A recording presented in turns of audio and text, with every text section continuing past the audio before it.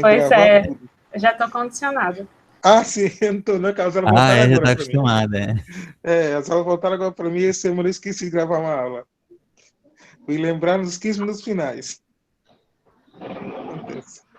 Pois é, semana passada no estudo a gente perdeu o comecinho, mas agora estamos gravando mais um estudo NEP, Centro Espírita Francisco de Assis.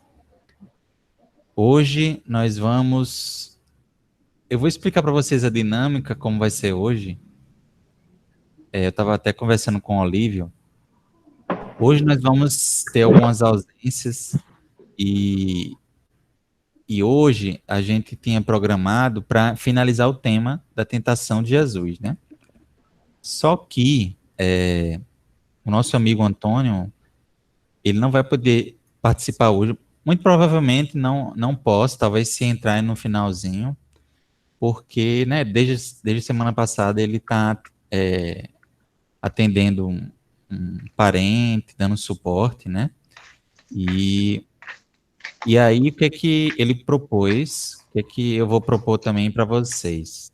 Hoje, a gente poderia já entrar no próximo tema, já começar a dividir os elementos e ir preparando ele, que é sobre o testemunho de João a respeito de si, né?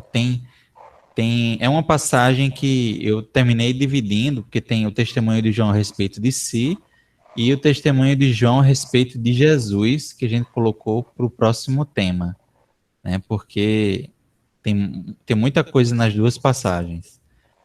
Inclusive, esse tema, eu até comentei quando a gente estava estudando sobre o ensino de João Batista, que nós íamos chegar nele, né? Porque é um diálogo interessante, né? Que chegam para João Batista para perguntar quem ele é, né? E, e eu acho que é uma oportunidade da gente finalmente fazer uma relação de João Batista com Elias de maneira bem interessante.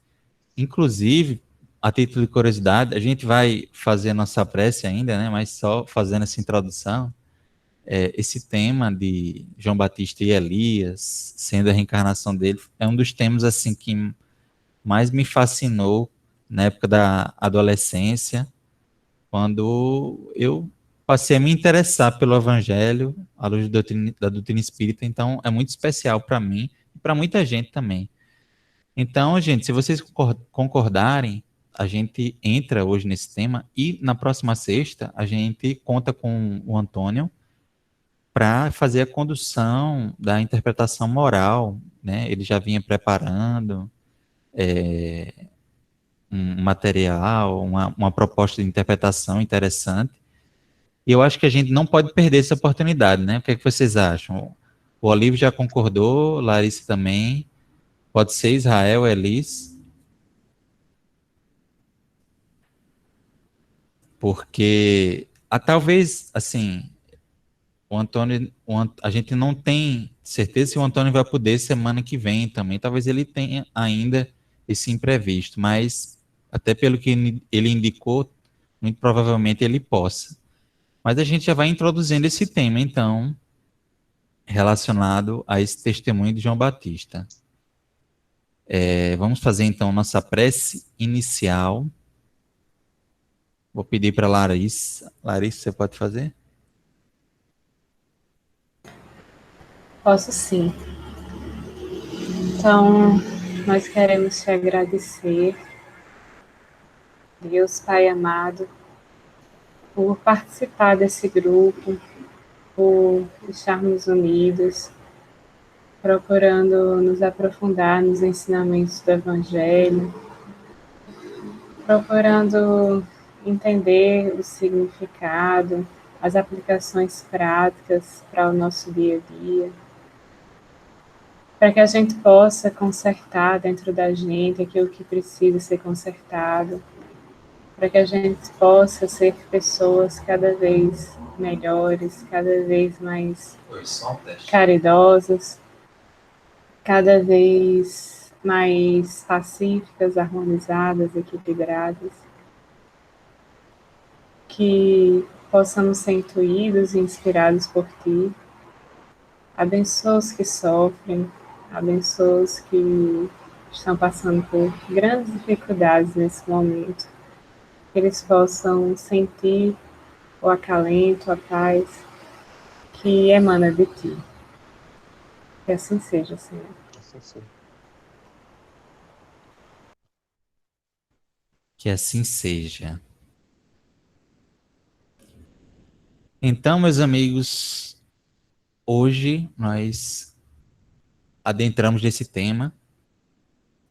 Nós vamos, na verdade, agora mergulhar no Evangelho de João, né, de João Evangelista, até o fim do ano, talvez até começando o próximo ano, porque vão ser uma série de passagens agora que estão todas no Evangelho de João. E, e vai ser ótimo, né? Porque é um evangelho lindíssimo, mas ao mesmo tempo desafiador. Também porque a gente não vai conseguir ter muitos materiais aproveitados de outros grupos, como o da Paraíba, porque o que acontece é que lá a gente começou pelo Evangelho de Mateus, né? Então, não tem nenhum material. Então, a gente vai ter que produzir e pesquisar muita coisa praticamente do zero. Na verdade, do zero não, porque tem muitas referências já prontas sobre esses temas que a gente vai entrar. Mas vai ser muito interessante até para a gente essa experiência de ir construindo esse nosso material, essa pesquisa, esse estudo. Oi, Alexandre. Boa noite, meu querido. A gente acabou de Oi, Jean. começar. Boa noite. Boa noite. Obrigado. Desculpa o atraso. Nada. A gente acabou de começar. Então, só para te explicar, Alexandre, a gente hoje vai fazer um pouco diferente. Hoje, a gente iria finalizar o tema, né, da tentação de Jesus, mas nós resolvemos adiar para a próxima sexta, porque aí a gente vai contar com o nosso amigo Antônio, que hoje não vai poder participar. Aí hoje nós vamos já começar o próximo tema. Então hoje provavelmente a gente só faça essa introdução e a divisão dos elementos, né? Hoje eu percebi que está todo mundo, pelo menos a maioria de nós, com muitas tarefas, eu e Larissa também. Então, talvez hoje a gente. Eu até pediria que a gente terminasse um pouquinho mais cedo, para a gente concluir aqui as tarefas, mas hoje vamos introduzir então esse tema, que vou até colocar aqui em tela, já tem pelo menos um slide com a tradução do Haroldo, porque como eu falei para vocês, especificamente sobre o tema, não tem nada, pelo menos lá nosso da Paraíba, pronto. Apresentar. Então vamos ler a passagem. O interessante é assim, que tem uns trechos da passagem que a gente já estudou, e vocês vão perceber, né, uma referência, aquela voz que clama no deserto, olha, a Ruth está chegando. Aí eu vou explicar para ela novamente. Ismael, a sequência que a gente segue aqui é de João, então a gente vai seguindo as perícopes dele. Isso, pelo menos até as bodas de Caná. Depois eu não sei se a gente vai continuar em João. Tá fazendo cronológico? Exatamente, é uma ideia que o Cefa iniciou lá no início, foi uma sugestão do nosso amigo Elber, de seguir a harmonia dos evangelhos, que é uma iniciativa de mais ou menos seguir cronologicamente a vida de Jesus, passeando por todos os evangelhos. Depois eu te mando uma planilha, na verdade é um livro que tem uma tabela, Israel, eu acho que está até no nosso Drive, mas eu vou colocar de novo lá no grupo, que mostra toda a sequência dos temas. Óbvio que a gente sabe que é impossível saber exatamente a cronologia, a sequência dos fatos no Evangelho, mas é uma iniciativa interessante, porque a gente vai tendo essa oportunidade de ir mergulhando e passeando por todos os evangelistas, né? E... Oi, Ruth. Boa noite, querida. Boa noite, gente. Ruth, eu estava explicando aqui para o pessoal, vou explicar novamente para você, que hoje, excepcionalmente, na verdade, nós tínhamos programado terminar o tema, né, na tentação de Jesus, só que o Antônio não vai poder participar. E eu, falando com ele, ele sugeriu que a gente iniciasse um novo tema e na próxima sexta voltasse para a tentação de Jesus com ele. E eu acho que a gente não pode perder essa oportunidade, né, amiga? Ele já vem preparando o tema, então, tudo bem? Dessa forma? Com certeza, com certeza. Aí estamos, então, em João 1, 19 a 18, a 28, né? Quem quiser abrir aí sua Bíblia, Larissa já está ali com a Bíblia de Jerusalém. Eu também. A do Peregrino, tu pegou, Larissa? Se quiser me dar, eu acompanho aqui por ela. Então, vamos fazer a leitura e eu vou pedir, então, para o nosso amigo, deixa eu ver, vou aqui na ordem alfabética.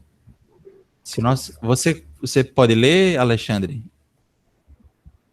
Se você não puder... Posso sim, Ismael. Maravilha. Leitura da Perícope, João, capítulo 1, versículo 19 a 28. Este é o testemunho de João, quando os judeus lhe enviaram sacerdotes e levitas de Jerusalém para o interrogarem. Quem és tu? Ele confessou e não negou. Confessou, eu não sou o Cristo. Interrogaram-no. Então, quem és? Tu és Elias? Ele diz, não sou. Tu és o profeta? Respondeu, não. Disseram-lhe então, quem és? Para darmos uma resposta aos que nos enviaram. O que dizes a respeito de ti mesmo? Disse, eu sou voz que clama no deserto. Endireitai o caminho do Senhor, como disse o profeta Isaías. E os que tinham sido enviados eram dos fariseus. Interrogaram-no e disseram-lhe, então por que batizas, se não és o Cristo, nem Elias, nem o profeta? Respondeu-lhe João, dizendo, eu mergulho na água, no meio de vós está quem vós não conheceis, aquele que vem depois de mim, do qual não sou digno de desatar a correia das sandálias. Estas coisas ocorreram em Betânia, além do Jordão, onde João estava batizando.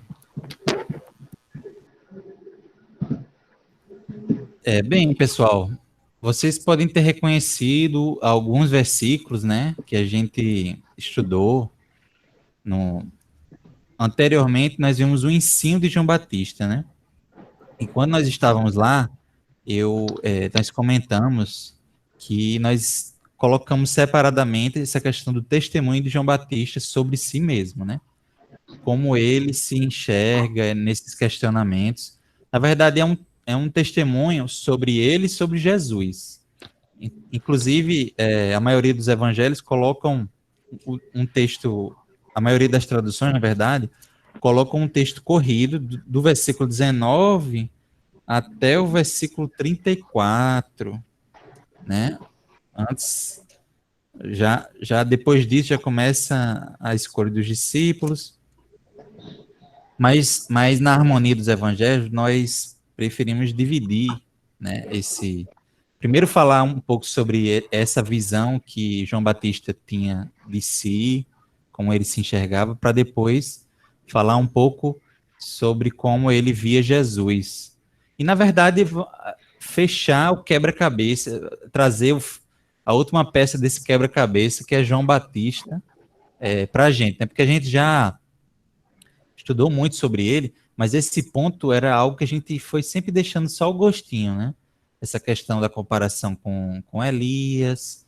Vocês estão vendo aqui que ele está negando, não sou Elias. Por que ele disse que não é Elias? Depois Jesus, mais na frente, vai dizer que ele era Elias.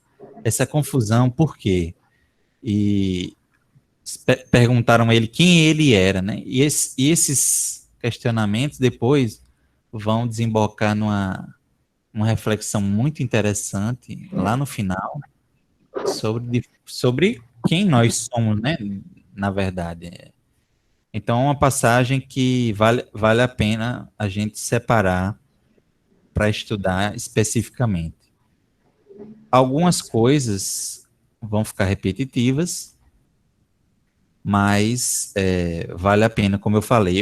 Eu comentava, não sei se todos estavam já presentes, mas eu comentava que, pessoalmente, para mim é muito especial essa passagem e essa relação de reencarnação de João Batista com Elias de maneira tão nítida. A gente vai ver aqui. A ideia é a gente estudar, inclusive, as características de João Batista, né? O modo até de se vestir, de se portar, os fatos da vida. Não é só a questão da forma que morreu, que vai indicar, e as palavras de Jesus. Tem uma série de coisas assim que acho que assim a Bíblia não poderia ser tão nítida em relação à reencarnação como nesse fato. É como se propositadamente tivesse sido colocado de maneira evidente. Aqui nós vemos um caso de um espírito que retornou para dar continuidade à sua missão, né? É assim que eu acho tão bela e é assim que eu enxergo essa passagem que nós vamos entrar agora. Então, esse é o testemunho de João. Eu vou pedir novamente agora a ajuda de vocês, de Larissa especificamente, se você puder, Larissa, abrir aquele documentozinho, como sempre, para a gente, talvez a gente não tenha tantos elementos dessa vez, porque, como eu falei para vocês, tem algumas coisas que a gente já viu, mas vamos de versículo em versículo. A princípio, alguém quer falar alguma coisa que chamou a atenção, alguma dúvida em relação ao texto, ou aos fatos que acontecem aqui nessa passagem? Ismael, o comentário que tu fez de João, né? Porque nessa passagem aí que a gente está vendo, ele nega que não é o Elias, né? E mais um pouquinho na frente, Jesus disse que Elias terá de vir. É uma coisa meio que está projetando para o futuro, ou aí Jesus disse que ele já veio e que não reconheceram. Então, eu estou muito curioso para ver isso, porque parece que o Elias, na minha fraca concepção, no meu fraco entendimento, Elias teria de vir por 3 vezes, uma como João, né? Perdão, uma como Elias mesmo, uma como João, e uma outra em que ele terá de vir, porque Jesus disse que Elias haverá de vir e restabelecer todas as coisas. Mas aí Jesus também diz no mesmo momento em que ele veio e não reconheceu. Então, você tocou num ponto aí que já me levou a muitas dúvidas. Eu agora, se já estava ansioso, fiquei mais ainda. Obrigado. Que bom, meu querido. Ismael, Olha, interessante, né, essa ideia. Pode falar, Olívio. o que eu vejo hoje, a gente vai amadurecendo, né? Mas nada que o plano espiritual faça tem ponta solta, né? Não tem ponta solta, tudo é amarrado. A gente tem que perceber isso e entender que tudo é planejado, tudo é amarrado, e a gente, para compreender melhor os desígnios, né, de Deus, a gente tem que começar a ligar essas pontas, que muitas vezes nós não compreendemos. Eu até você falou essa passagem de João Batista, quando ele nega que é Elias, né? Eu não sei se ele, naquele momento, se ele tinha realmente a certeza que era Elias ou não. Mas, de outra forma também, essas pessoas que o estavam interrogando, será que iriam entender se ele dissesse que era Elias, né? Tem isso também. Quando você falou, também pensei nisso. Para que ele ia falar que era Elias, né? Verdade. Então, eu pensei assim. Então, assim, cada vez mais eu gosto muito de ouvir as páginas do Haroldo Dutra Dias, e ele diz: como é que você vai entender o Novo Testamento se você não entendeu o Velho? Se está tudo interligado, né? Então, é muito interessante esses estudos. Eu estou gostando muito. Interessante, né? Israel? Não, estou para abrir aqui você sem. Interessante. Essas questões a gente vai entrar, mas os argumentos que vocês trouxeram já são bem interessantes, né? Em relação a essa aparente contradição, né? A gente vai ver que, fora isso que o Olívio falou, que é um argumento bem interessante, bem forte também, o João Batista, ele teve muitas dúvidas em relação a várias questões, né? E também, inclusive, mesmo ele tendo batizado Jesus, nós vamos chegar numa passagem onde ele vai se questionar um pouco até sobre o caráter messiânico de Jesus, se Jesus era o Cristo ou não. Vai passar essa dúvida, né, na cabeça dele. Então, é preciso que a gente compreenda, né, que o Espírito também estava ali, certamente, se não for pela desnecessidade de se falar ou não, se era Elias, também pelo fato também que talvez, como o Olívio falou, que ele não soubesse, enfim, são questões interessantíssimas. O que a gente percebe aqui, só para introduzir, apesar da gente já ter falado bastante de João Batista, aqui, onde a gente, no momento do Evangelho de João, é a primeira vez que se fala nele especificamente, porque o Evangelho de João é bem diferente em várias questões, né? Então ele já começa com João Batista, não tem nenhuma narrativa da infância do Cristo, ele já começa com esse ciclo de João Batista, né? Da vida dele, que vai se encerrar lá com a morte dele, lá no capítulo 3. Então, como a gente vai caminhar agora pelo Evangelho de João, a gente precisa entender essa lógica do Evangelho de João também. Aqui se inicia esse ciclo do precursor, né? Ismael, assim, uma vez, não me lembro onde foi, me disseram que o Evangelho de João foi o último a ser aceito para ser incluído na Bíblia, né? Porque as pessoas, quando na época, tinham muitas dúvidas em relação a ele. Talvez seja por isso, né? Ele não fala, começa logo por João. Então, criou-se muitas dúvidas e foi o último a ser aprovado, assim, na misericórdia divina. Mas, enfim, tinha que ser aprovado, né?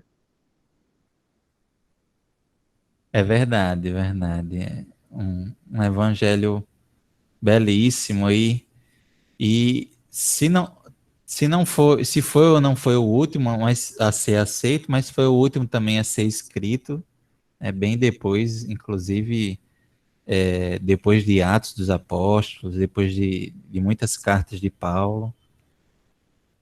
Não, eu não, assim, é difícil datar, né? Tem algumas propostas de data, eu não me lembro agora, mas teria sido bem posterior, né? João já idoso. Então, é uma outra lógica, é um outro andamento, né? E é preciso entender isso, né? Já que nós vamos agora mergulhar bastante nele.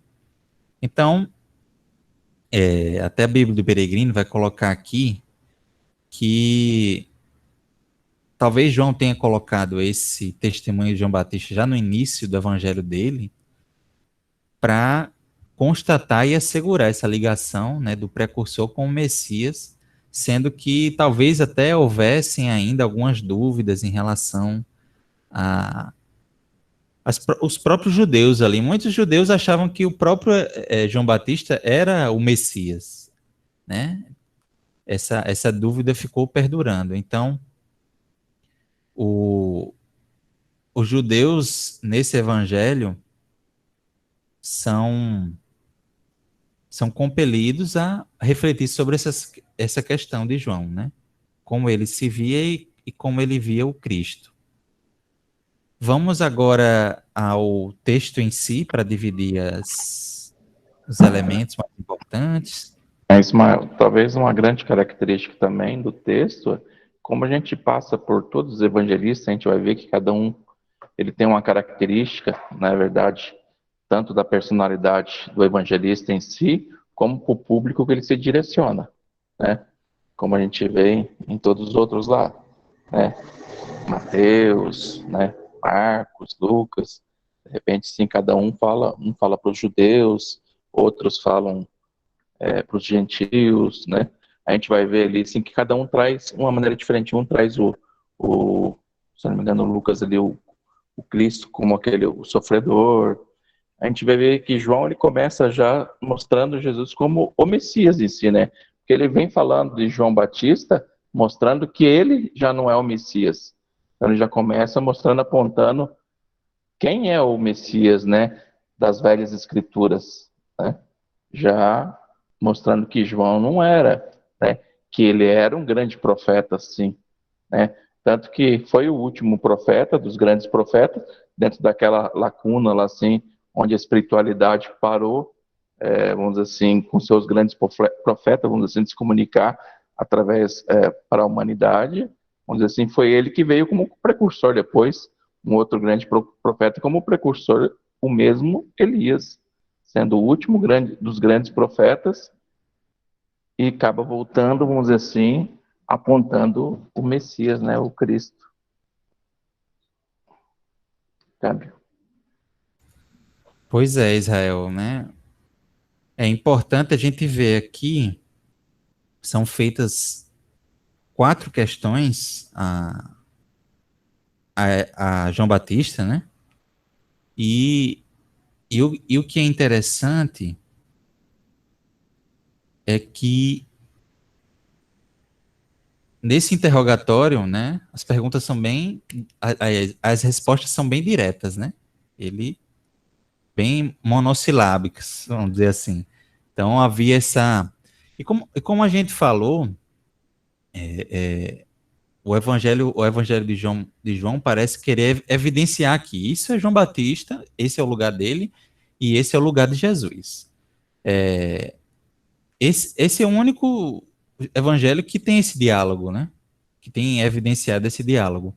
Talvez é que a Bíblia do Peregrino apresenta essa possibilidade que talvez a época da escrita desse evangelho ainda se tenha dúvida sobre, né, qual é o lugar de Elias na revelação, na lei, qual é o lugar de João Batista e do Cristo. Ainda havia talvez um pouco dessa dúvida entre ali os primeiros cristãos da comunidade do caminho, né? E, enfim, uma proposta aqui que a Bíblia nos traz. Mas indo então para o texto, né? Fiquem à vontade para qualquer momento me interromper para falar.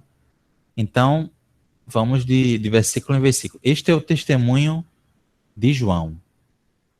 Quando os judeus lhe enviaram, sacerdotes e levitas de Jerusalém para o interrogarem. Quem és tu? Né?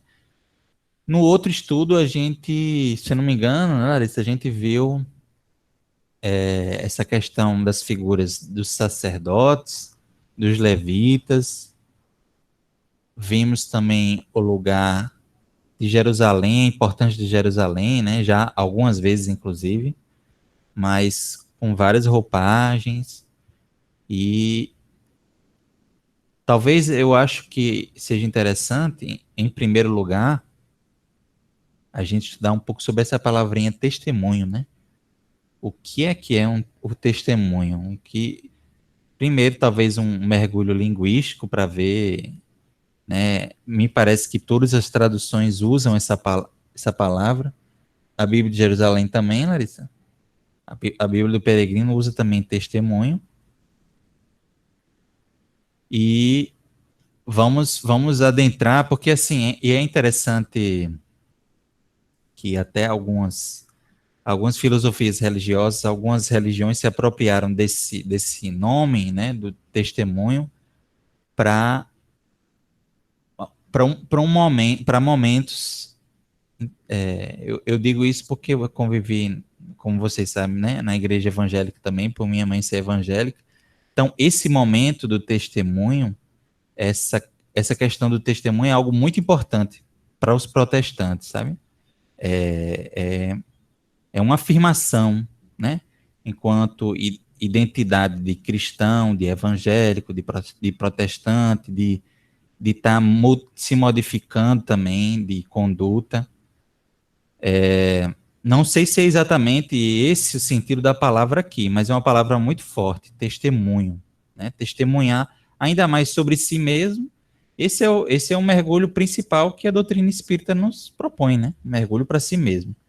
Então, testemunho sobre si é importantíssimo, talvez. E talvez aqui a gente já comece, ao refletir sobre isso, a entrar nas interpretações mais profundas, né? Quem és tu? Outro, né? Uma pergunta. Imagine chegar alguém para você e perguntar quem é você? A maioria no mundo de hoje tem a resposta padrão dizer a sua profissão. Eu faço determinado ofício. Mas quem é você é muito mais do que você professa, né? Mas, Ismael, isso é para pesquisar também como um elemento? Acho difícil, né? Isso aí é mais para a parte dos comentários interpretativos que vem depois. Isso mesmo. Só trazendo aqui para a gente já ir refletindo, mas eu acho que, enfim, nesse primeiro versículo, que eu acho que talvez mereça uma pesquisa, essa questão da palavra testemunho. Algo a mais, gente? É porque a gente já viu, né, sacerdotes, levitas. Não sei se vocês quiserem revisitar esses conceitos, a gente pode até voltar, mas são coisas que a gente já viu, né? Então, versículo 20, ele confessou e não negou. Confessou. Como é que está aí na Bíblia de Jerusalém, Larissa? Por gentileza. Esse versículo 20. Tá a mesma coisa. Ele confessou e não negou, confessou. Aqui está na Bíblia do Peregrino assim. Ele confessou sem reticências. Confessou que não era o Messias. Né? Confessou e não negou. Talvez seja uma construção frasal bem... uma expressão judaica, né? Como tem o amém, que é reafirmar, ou assim seja, amém vos digo, né? Ele confessou e não negou. Confessou. Eu não sou Cristo. E interrogaram-no, então quem és? Tu és Elias? Ele diz, não sou. Tu és... Não, aqui já entra em outra pergunta, né? Aliás, eu já passei para o 21. Versículo 20, então, a princípio, né? Não vejo... Como a gente já fez uma pesquisa sobre essa palavra Cristo também. Olha, o que me deixou um pouco confusa é porque João falou nesse versículo, né, 1:20, eu não sou o Cristo. Aí, logo mais, fazem a pergunta para ele, tu és o profeta? Aí, aqui na Bíblia de Jerusalém, fala que esse profeta seria o Messias. Apoiados em Deuteronômio, os judeus esperavam o Messias como um novo Moisés, o profeta por excelência. Então, quando fala aí em profeta, né, eles estão se referindo ao profeta, o Messias. Então, se ele já tinha dito que ele não é o Cristo, que ele não é o Messias, por que eles perguntaram isso depois? Aí, por isso que eu fiquei confusa com relação a esses textos, Cristo e profeta. Posso falar? Sim. Vocês imaginam uma coisa, eles são os caras que estão interrogando. Até hoje, quem está interrogando, atrás de incriminar as pessoas, eles ficam muitas vezes, várias vezes, faz a mesma pergunta, mas de forma diferente. Até para saber se a pessoa cai em contradição. Então, eu vejo isso aí, como eles eram interrogadores, sei lá, uma espécie de policiais ou coisa semelhante, então é bem provável que eles sempre ficaram fazendo perguntas bem semelhantes, saber se ele cairia em contradição, né? A minha interpretação é essa, não sei nem se estou certo, mas eu vejo assim. Entendeu? Interessante. Oi, Ruth, pode falar. Faz muito sentido, sabe? Faz muito sentido, porque eles estavam ali como numa missão assim policialesca mesmo, assim de interrogar, de querer descobrir, né? Então isso é uma tradição. Eu, assim, de quem está interrogando, de quem está querendo saber, né, de fazer como o amigo falou, repetidas vezes a mesma pergunta, só que de formas diferentes. Pessoal, Bom,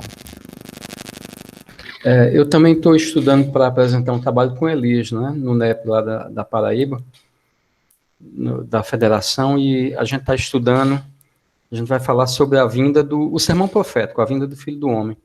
E eles afirmam, os estudiosos, que algumas figuras se dirigiam para o deserto, né, dentre elas João Batista, né, mas, com exceção de João Batista, a maioria deles se arvorava dessa função, dessa característica de ser o Messias, o ungido, né? Então, a própria qualidade de vida, o estilo de vida, perdão, do João Batista, levou eles também a pensarem nisso, né? Porque muitos outros vieram antes de João, se escondiam no deserto e criavam aquelas seitas lá para atrair o povo, com doutrinas vindas de outras regiões. Enfim, então, caía bem essa carapuça também para o Batista. Era isso. muito, muito bom, gente. Interessantes, fazem muito sentido os argumentos que vocês trouxeram, mas eu queria voltar só um pouco, porque teve algo que me chamou a atenção.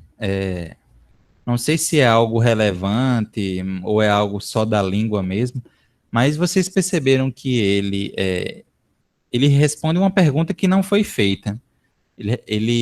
Perguntam para ele quem é ele, né? Não se ele é o Messias, né? Ele que já diz, e é por isso que talvez tenha esse versículo 20, ele confessou sem reticências, ele já foi se antecipando, né? Essa discussão já devia existir ali, né? Um murmurinho, certamente, e aí ele já foi dizendo, olha, já vou dizendo para vocês, me antecipo que eu não sou o Messias, como estão dizendo por aí, né? Então, eu achei essa atitude dele já algo interessante e a princípio intrigante, mas faz muito sentido se a gente pensar que era uma discussão que já existia. Mas, em relação à dúvida de Larissa, tem uma nota de rodapé aqui da Bíblia do Peregrino que talvez esclareça, Larissa, porque ela menciona que existia, né, uma menção a uma espécie de sucessor de Moisés, que não seria exatamente o Messias, ou se confundia um pouco com o Messias, ou era interpretado como uma outra figura. A gente sabe que para os judeus a Torá tem 70 faces, então eles têm diversas formas de ver, de interpretar. Então, a Bíblia de Jerusalém vai falar, aliás, da do Peregrino, que existia, talvez essa última pergunta relacionada ao profeta aluda à promessa de um sucessor de Moisés, que é identificada lá em Deuteronômio 18:15.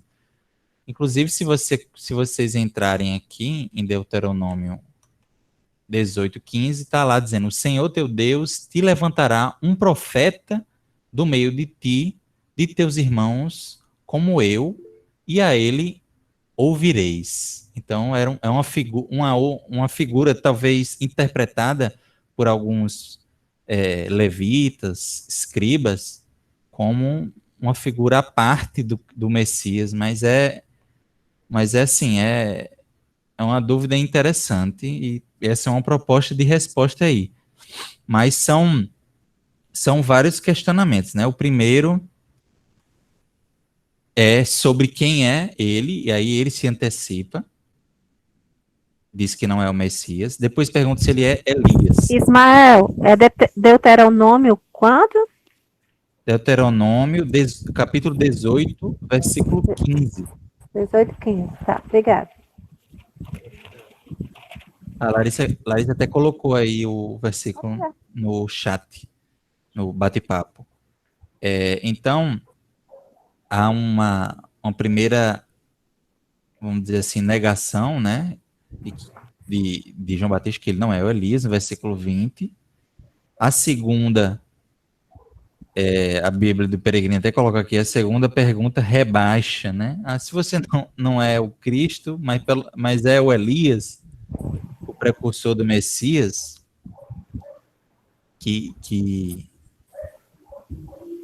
aí ele coloca aqui algumas referências no Velho Testamento de que Elias iria voltar como precursor do Messias, lá em Malaquias, em Eclesiastes, eu acho que é Eclesiastes. Então, talvez isso seja interessante a gente dar uma olhada nesses textos do Velho Testamento, né?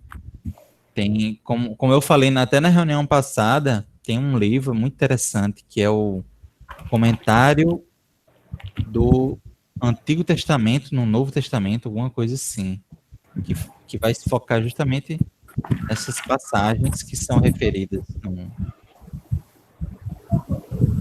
Velho Testamento. Deixa eu só desativar aqui. Oi, Israel, você ia falar alguma coisa?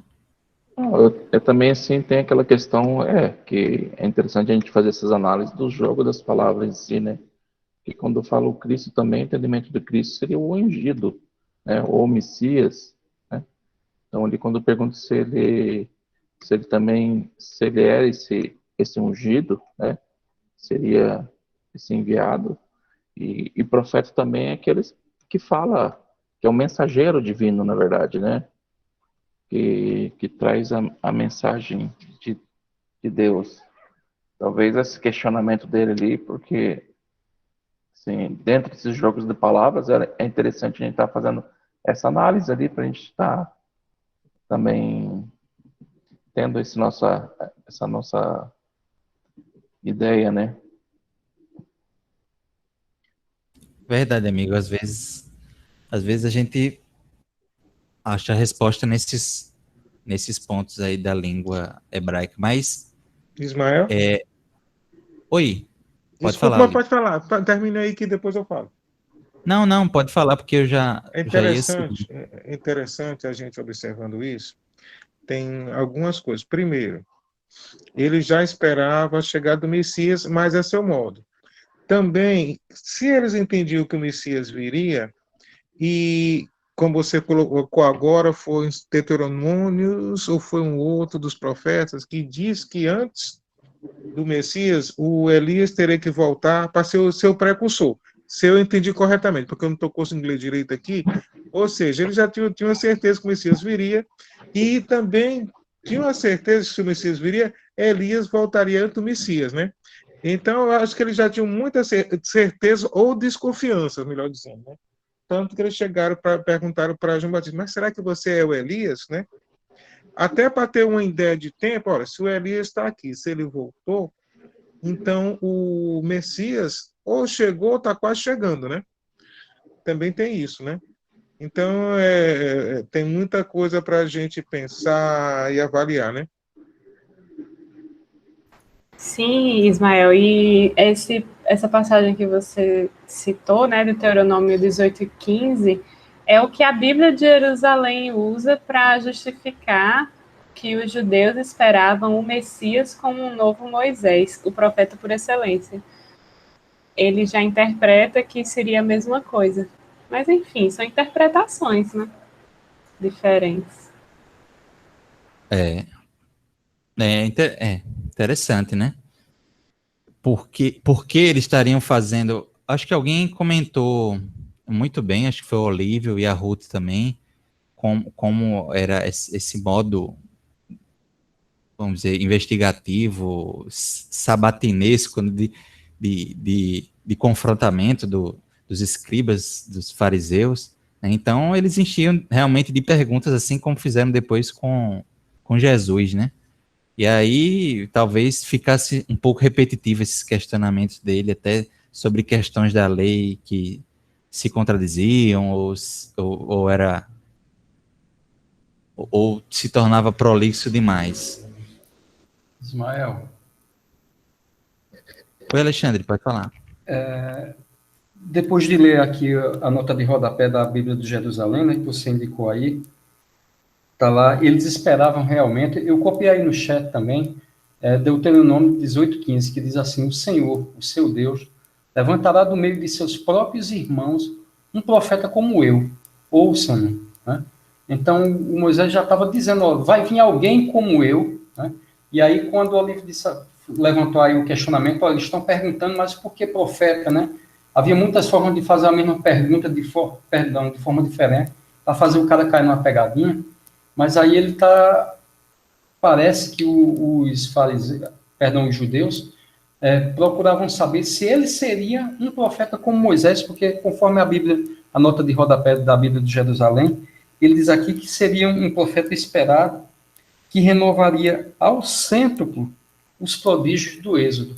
Então eles estavam esperando um Messias, mas também esperavam que essa profecia de Moisés também se cumprisse, né? Alguém que viesse para fazer maravilhas 100 vezes maiores do que as de Moisés no Êxodo. Achei bem legal a nota de rodapé. Obrigado, viu? Interessante, viu, Alexandre? Muito bom. A gente, ao investigar essa questão, é bem interessante porque a gente vê que talvez a gente não chegue numa resposta estanque, né? Assim, há diversas visões. A gente viu agora, por exemplo, que as notas de rodapé da Bíblia de Jerusalém do Peregrino, elas têm visões diferentes. Na época, inclusive, talvez as pessoas tivessem visões diferentes. Olha, por exemplo, o que Elis falou. Será que ele não fala de Josué, Oséias, o sucessor de Moisés? Uma outra possibilidade também, né? Então, eu acho que isso é algo que a gente pode já registrar, Hilaris, talvez uma pessoa fazer uma pesquisa sobre essa figura do profeta, antes, no versículo anterior, já registra essa questão de Elias, que vai ser bem central. Quem fica com essa pesquisa de Elias vai... Talvez até a gente possa dividir, porque é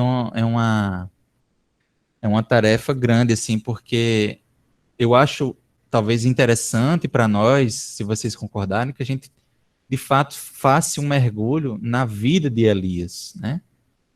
Nas passagens de Elias, do Antigo Testamento, toda a história dele, talvez até... Oi, Olívio, pode ficar à vontade. Uma interpretação também que eu estava vendo aqui, que o Alexandre colocou, quando Moisés fala, cadê, onde é que está? Ah, meu travou aqui. Quando Moisés fala aí... O Olívio caiu, mas já ele deve voltar. Enquanto isso... Olha, ele voltou. Oi, Olívio, você caiu, mas voltou. Agora seu áudio está mudo. Pode ativar e fica à vontade para falar, para continuar. Pronto, desculpa, eu estou no celular e às vezes vai mexer e ele acaba derrubando. Talvez, assim, eu fico pensando, um profeta como eu. Eu entendo que Moisés, se ele falou isso, ele também tinha a percepção que Jesus seria muito, muito superior a ele. Talvez até o profeta que ele falasse fosse o precursor de Jesus, do próprio João Batista, né? Eu fico assim, um profeta como eu. Mas Jesus, será que seria um profeta como Moisés? Ou ele se referia a João Batista, que foi, na sua época, um profeta diferenciado, já que ele foi o precursor do Cristo, né? Quando o Alexandre falou agora, eu pensei, mas será que seria isso? Seria o Cristo ou seria um profeta mais próximo a Moisés como João Batista? Meu questionamento, a minha dúvida seria essa. Ok, gente? Obrigado. Faz sentido, Olívia, porque talvez ele estivesse se referindo ao próprio Moisés, se referindo ao próprio Elias, João Batista, porque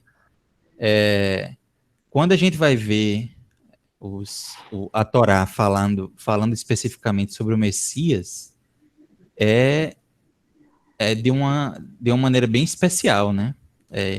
E aqui, não sei, talvez ele esteja falando de um outro profeta nessa construção até a chegada do Messias. Faz sentido, né? Já que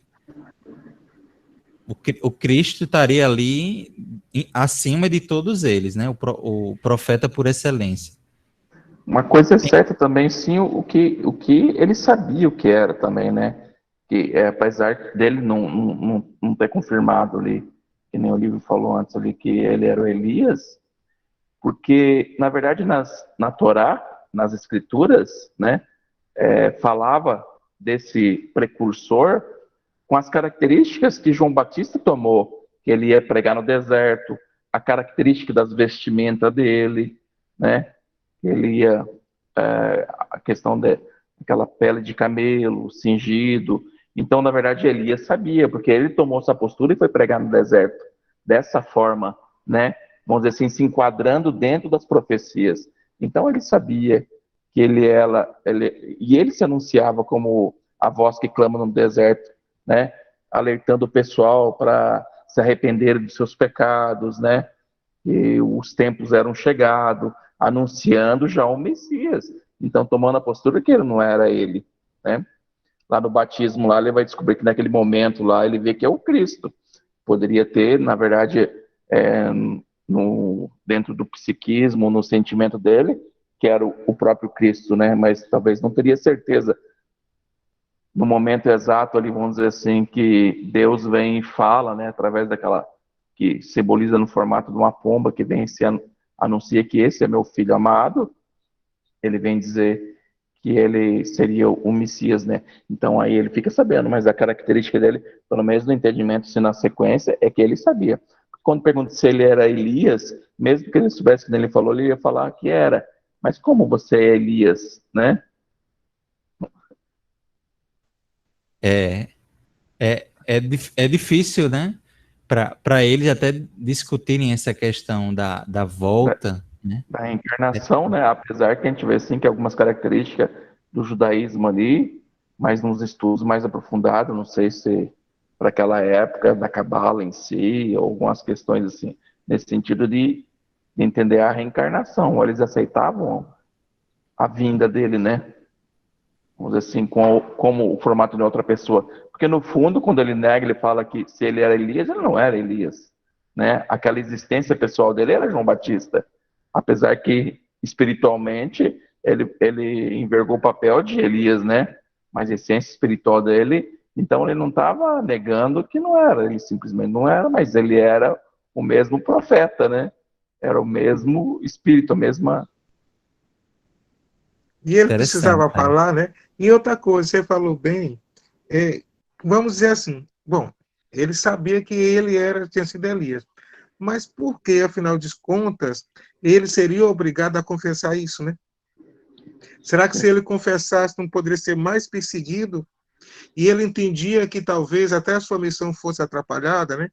Então tem vários quês aí, né? Provavelmente ele até soubesse. Eu, praticamente, acredito que ele soubesse. Mas por que ele iria dizer que era o Elias? Por qual motivo? Seria obrigatório dizer aquilo? Ele sendo uma pessoa, vamos dizer assim, diferenciada já para aquela época, por que ele entregaria assim tão fácil? Eu sou Elias. Qual a necessidade? Né? Aí eu me lembro da questão, seria caridoso ele dizer isso com o próprio projeto do Cristo, né? Não seria, né? Eu entendo que naquele momento ele se calou, ele respondeu, mas ao mesmo tempo se calou para não revelar. Imagina só, o pessoal, se ele revelasse que era, eu sou Elias, ele estaria dizendo naquele momento que era muito orgulhoso também, né? E talvez pudesse atrapalhar muito sua missão de ser o precursor do Cristo, né? Tem várias questões aí, né? Sim, tanto que ele fala depois assim que agora ele tinha que diminuir para que ele, o Cristo, o Messias, né?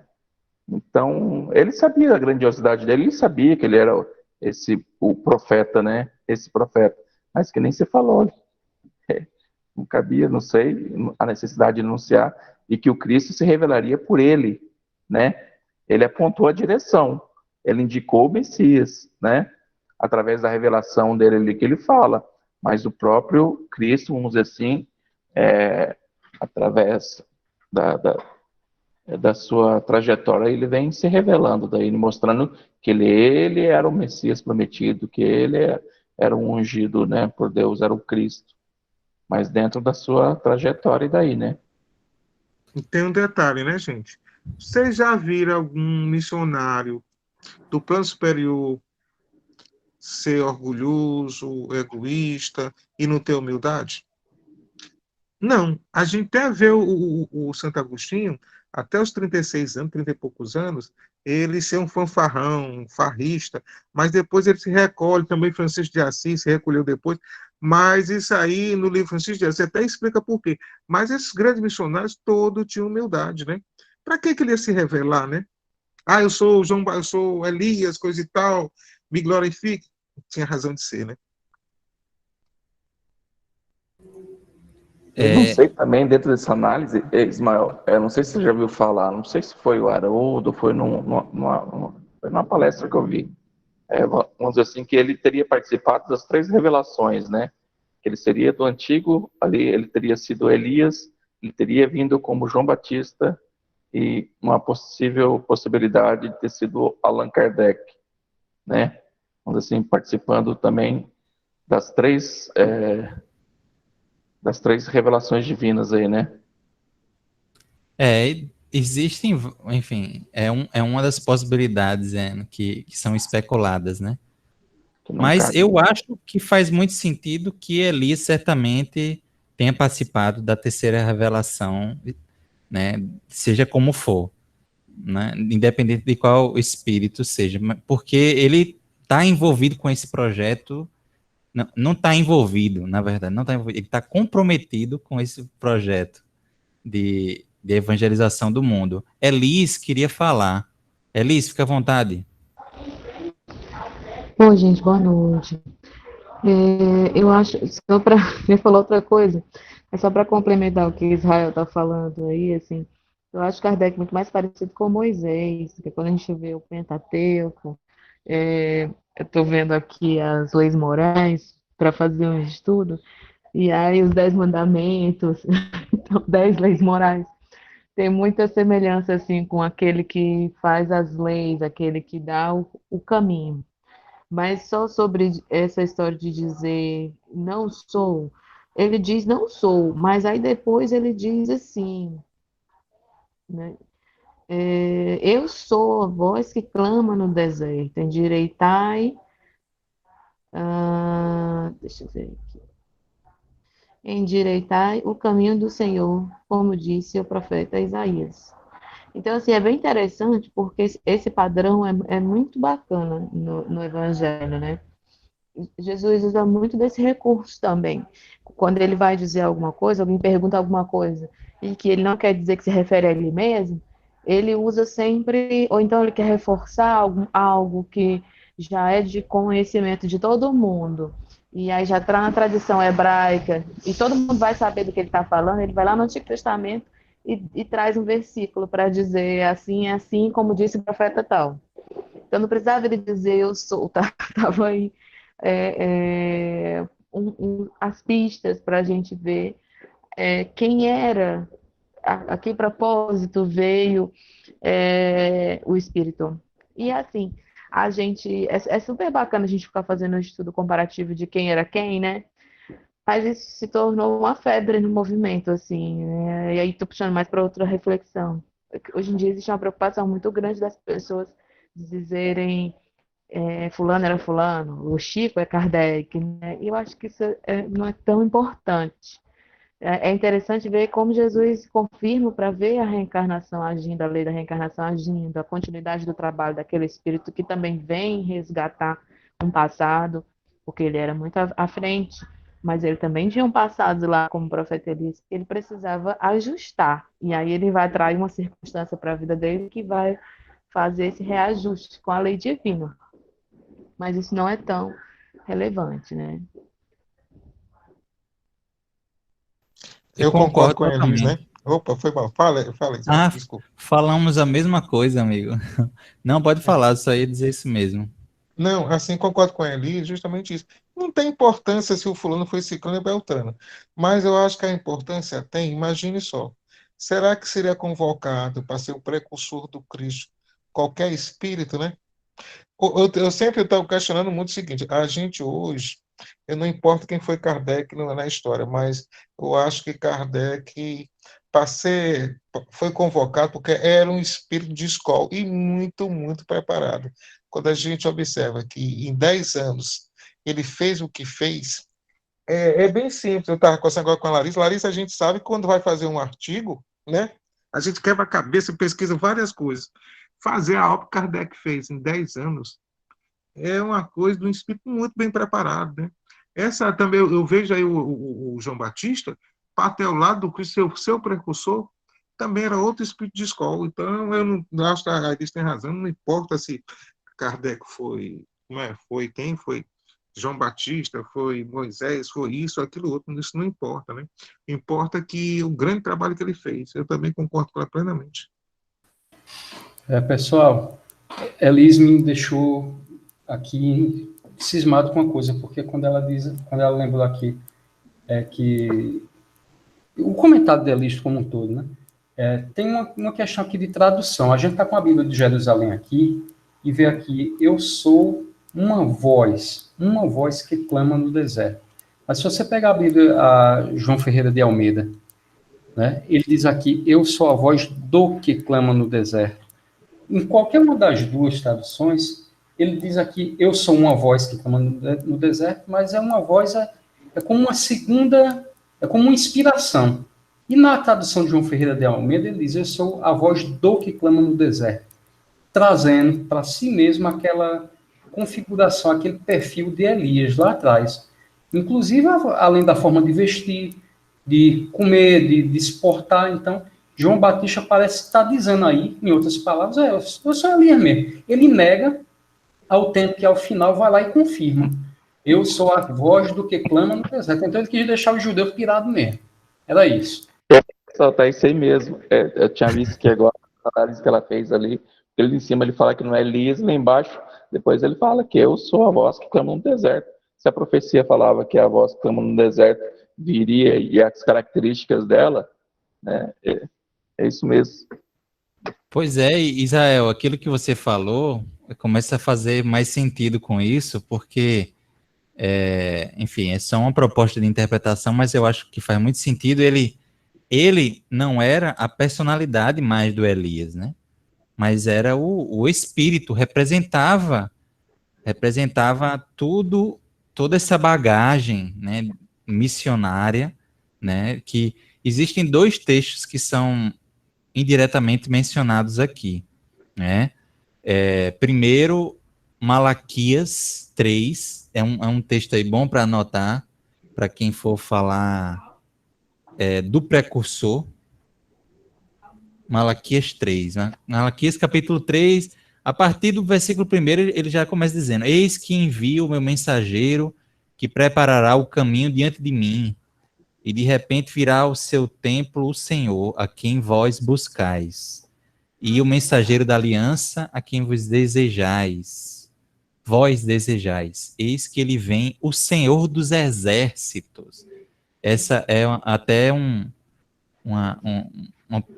questão interessante linguística, que Senhor dos exércitos e Senhor das estrelas é a mesma palavra para exércitos e estrelas. Falou o que, Larissa? Malaquias 4 também. Tem várias, quer dizer, essas são passagens, Malaquias 3, o versículo 1, os versículos 23, 24, são referências ao precursor do Messias. Ao precursor do Messias. E em Isaías, e aqui nós temos uma referência direta, não é mais indireta, é direta, justamente a que vocês estão falando, Isaías 40, versículo 3, vós do que clama no deserto, preparai o caminho do Senhor, endireitai no ermo vereda a nosso Deus. Veredas, né? Inclusive, tem uma música muito bonita de Tim Vanessa, que depois a gente pode ver, fala muito do que a gente está comentando aqui, veredas. Aí uma coisa vai levando a outra. Tem um podcast, gente, que eu vou ficar devendo para vocês o nome, mas eu acho interessante a gente ouvir. Eu acho que João Batista, ele quase que fala, né, entre linhas ali, assim, que nem tudo também eu posso revelar. Vão estudar um pouquinho, aprender, que lá no futuro vocês vão ver. Porque além dele falar que é a voz que clama no deserto, né, ele fala: endireitai o caminho do Senhor, como disse o profeta Isaías. Né? Ele está falando dele mesmo ali, sim, mas que lá ele era Isaías, né? Ele vem e reforça ainda. Sim, né? Tipo, dando a cara, tipo, falando assim, ó, vocês não entendem agora, né? Vocês não vão entender mesmo. Assim como Cristo, tudo, muito que ele veio trazer, a gente não entenderia. Principalmente essas questões de reencarnação e dessa existência do plano espiritual, né? Então, parece até que ele queria deixar confuso, não. Mas ele dizia e dizia, não, estava deixando nas entrelinhas ali. Que aí a gente sabe ainda mais para frente, mais adiante. Um bocadinho para frente.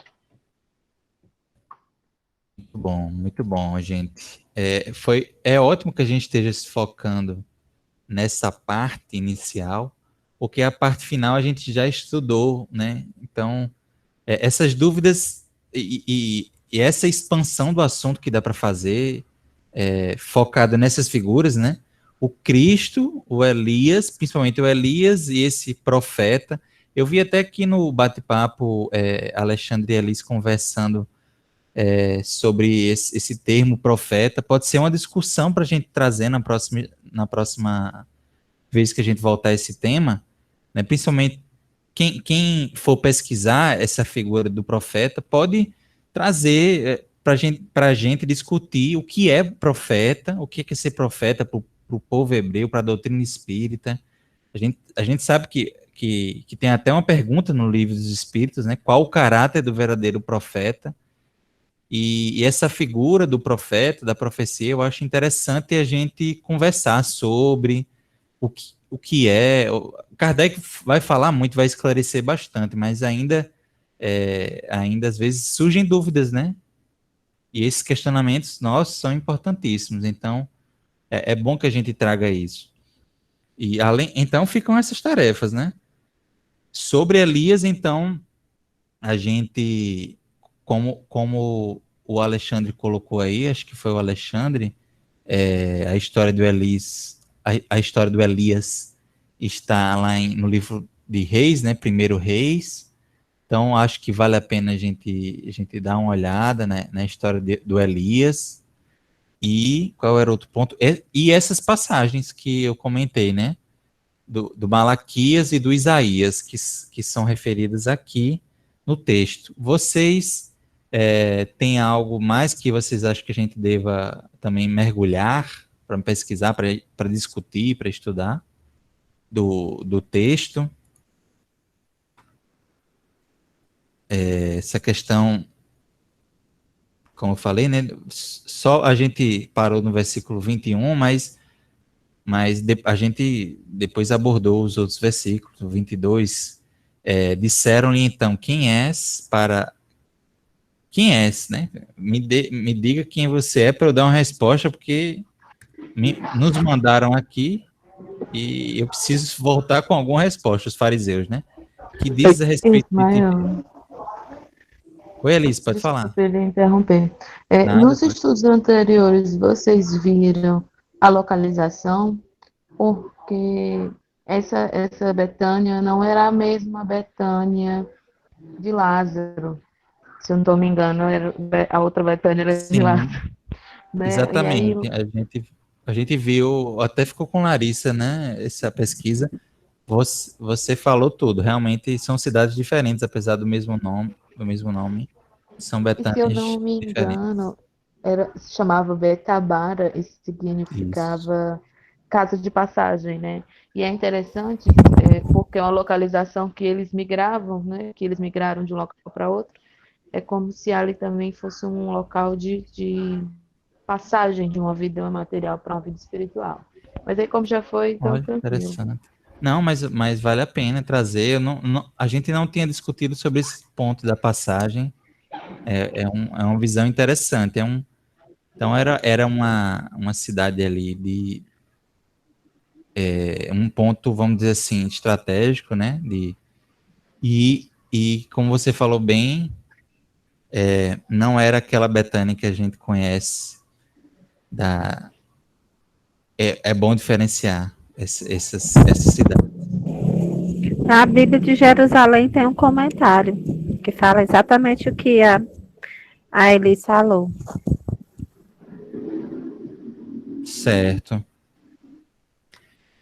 Então, acho que pode ser válido a gente trazer isso, principalmente na interpretação moral da passagem, né? Começa com...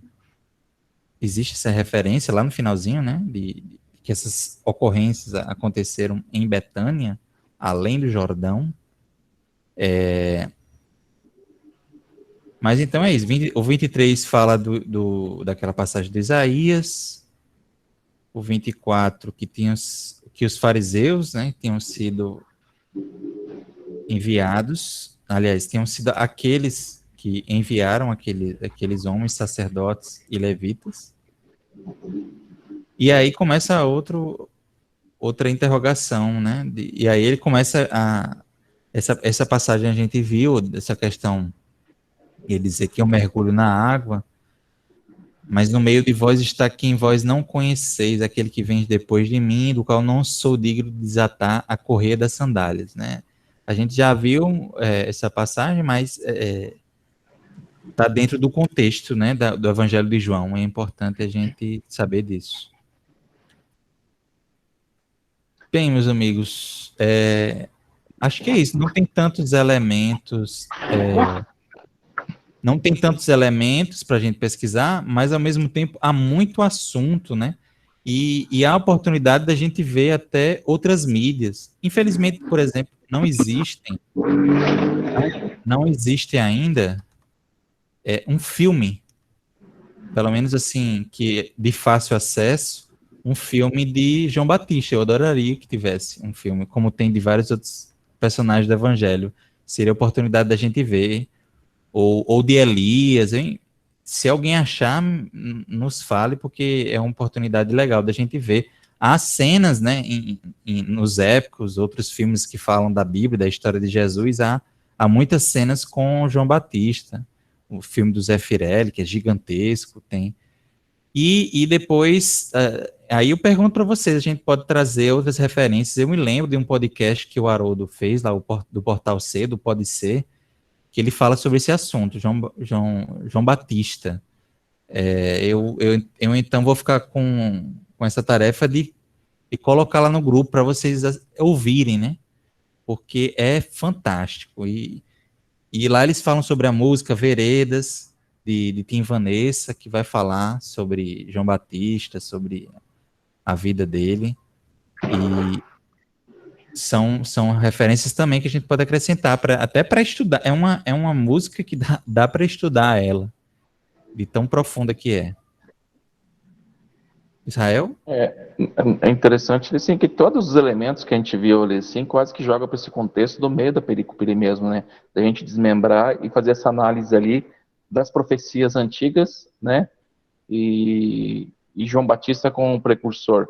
E por que também ali, ó, este é o testemunho de João, né? Quando os judeus lhe enviaram sacerdotes, por que enviaram sacerdotes levitas, né? Porque, na verdade, eram os conhecedores, que era da tribo, vamos dizer assim, dos sumos sacerdotes, né? Porque todas as passagens, às vezes, fala dos fariseus, dos publicanos, ali ele fala especificamente os levitas, né? É interessante a gente entender também a comunidade dos levitas ali, né?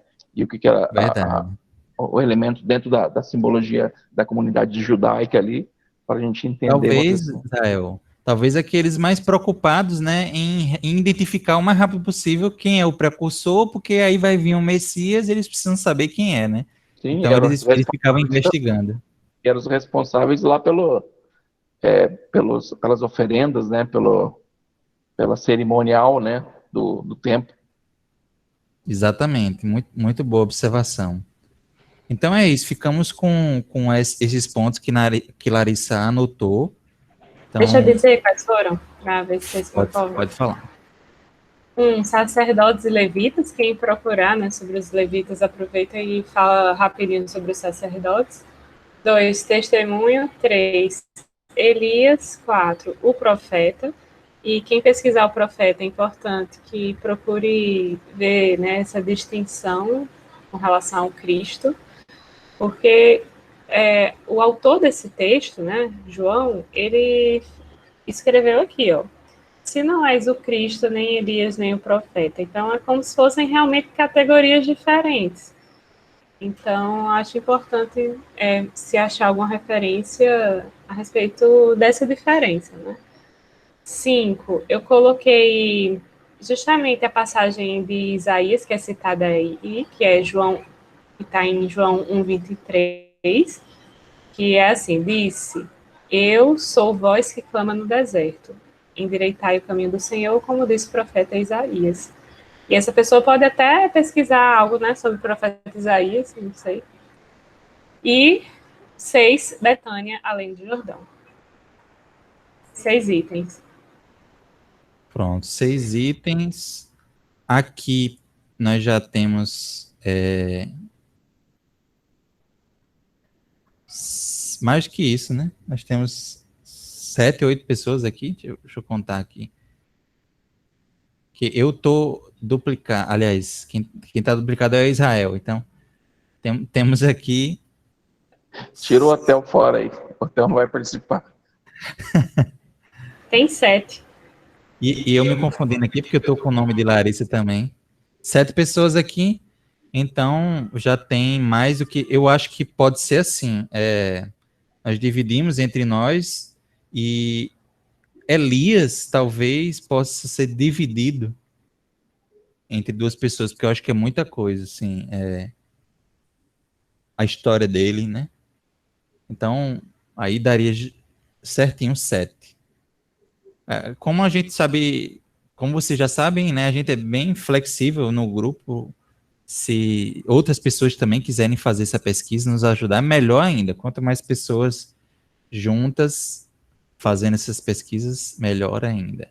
Então, nós vamos colocar lá no grupo e vamos iniciar já iniciamos hoje, na verdade, né? Já discutimos bastante.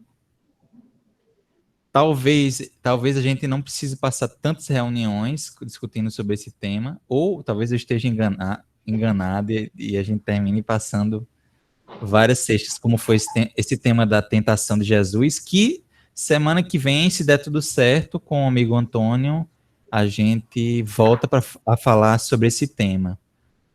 Mas é bom que a gente já comece a fazer a pesquisa, se possível, porque se por acaso o Antônio não puder também na sexta que vem, aí a gente retoma o tema. Então era bom a gente já ter essa pesquisa pronta, se possível, certo? Vamos então fazer. Eu pergunto, alguém ficou alguma dúvida em relação a esses elementos? Todos de acordo? Algo a acrescentar? Mudar? Tudo certo? Beleza, então. Elis, você pode fazer a nossa prece final? Posso sim. Eu vou escolher meu tema lá no grupo, tá? De WhatsApp. Certinho. Então, vamos visualizar esse homem de vestes simples e rudes no meio do lago, do Rio Jordão. E vamos imaginar que estamos indo na sua direção e sentir que seguramos em suas mãos e mergulhamos. E nesse mergulho, vamos sentir que estamos mais tranquilos, mais serenos. E ao erguer do rio, visualizar em nossa direção Jesus. Que Ele possa nos fortalecer, nos amparar, possa envolver todos os nossos familiares, aqueles que estão necessitados de uma palavra amiga, de refazimento físico, e que possamos nos sentir mais fortalecidos para enfrentar as dificuldades e para agradecer sempre pela oportunidade da vida. Fica conosco, Jesus, hoje e sempre, que assim seja. Amém. Seja, amém. Ou um. Que assim seja. Boa Um noite. abraço, meus Boa queridos. noite, Boa gente. Boa noite, Boa gente. noite. Até sexta. Boa Até noite. Até sexta. sexta, Até. então. Bom final de sexta. semana, gente. Bom final de semana. Tchau. Boa Todos noite. nós. Tchau, tchau, tchau, tchau. Também. Tchau, paz. Tchau, boa noite.